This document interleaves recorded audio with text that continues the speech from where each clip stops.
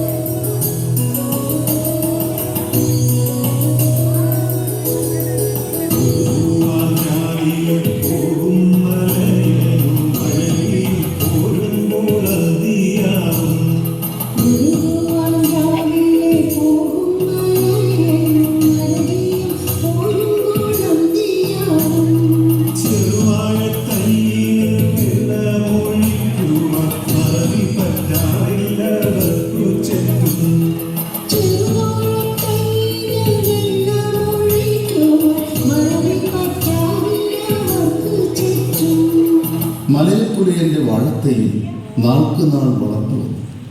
പുലയക്കുടിയിലെ കുഞ്ഞുങ്ങൾ ആകാംക്ഷഭരിതരായി പകൽ മുഴുവൻ വാഴയില വിരിക്കുന്ന പച്ച പരവതാനിയിൽ ചെന്നിരിക്കും. ഉച്ചവെയിലും പൊരിയുന്ന വയറുമായി ആ കുരുന്നുകൾ വാഴപ്പഴത്തിൻ്റെ കൊതിയുമായി കാത്തിരിക്കും.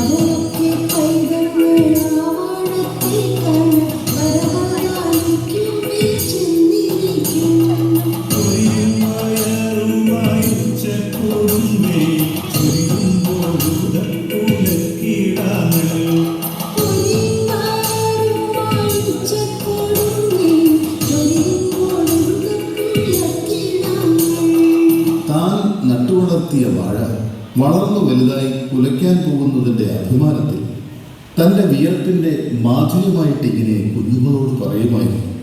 കുല വരാറായിട്ടില്ല, അതിനു മുൻപ് തന്നെ പുതിയ ചെക്കൻ്റെ വായിൽ വെള്ളമൂറി തുടങ്ങി.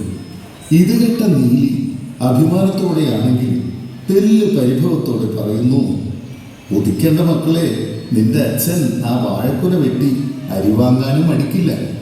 പുലയക്കുടിലിൻ്റെ ദാരിദ്ര്യ താണ്ഡവമാണിവിടെ കവി ഉദ്ദേശിക്കുന്നത്.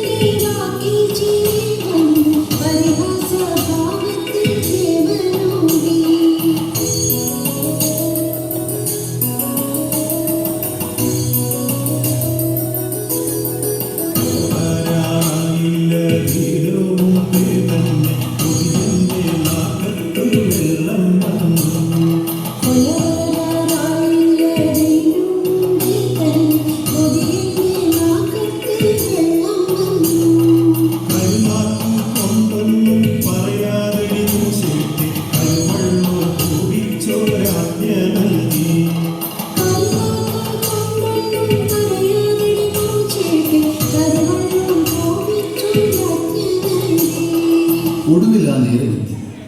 സംതൃപ്തിയുടെയും സന്തോഷത്തിൻ്റെയും നിറവിൽ മലയപ്പുലയൻ പാകമായ വാഴക്കുല വെട്ടാനൊരുങ്ങുമ്പോൾ ജന്മിയുടെ കാര്യസ്ഥൻ വന്ന് വാഴക്കുല വെട്ടി ജന്മിയുടെ വീട്ടിലേക്ക് കൊണ്ടുപോകുന്നു. ഇത് കണ്ട് നിസ്സഹായതയോടെ നോക്കി നിൽക്കുന്ന പുലയക്കിടാവ്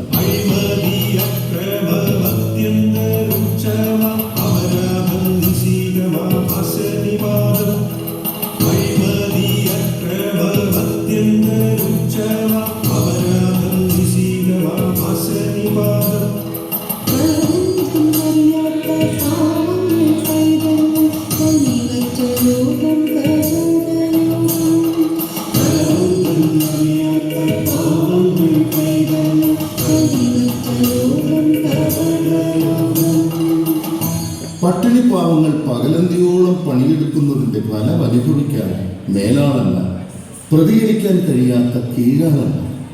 ചങ്ങമ്പുഴയുടെ വാക്യമാണിതെങ്കിലും കാലം സമൂഹ മനസാക്ഷിയോട് ഇപ്പോഴും ചോദിച്ചുകൊണ്ടിരിക്കുന്ന ചോദ്യമായി നമുക്ക് ഈ വരികളെ വ്യാഖ്യാനിക്കാം.